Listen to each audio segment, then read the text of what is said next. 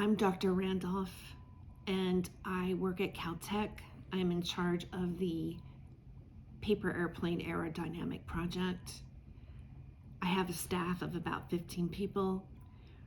We design paper airplanes that are drones that cannot be seen, so it is beyond what China has done with the balloons. And I'm here today to show one of my designs for you. Marcus, I need coffee. You know, one day the coffee bringer will be replaced with robots.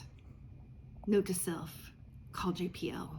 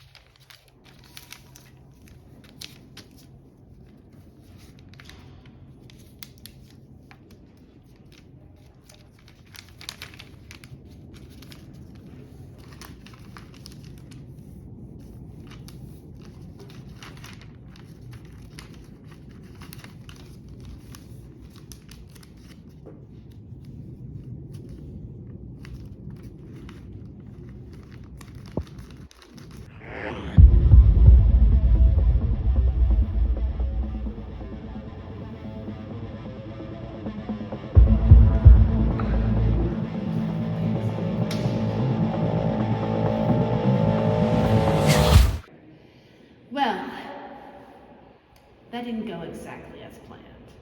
But even Elon Musk fails. You have to fail to win.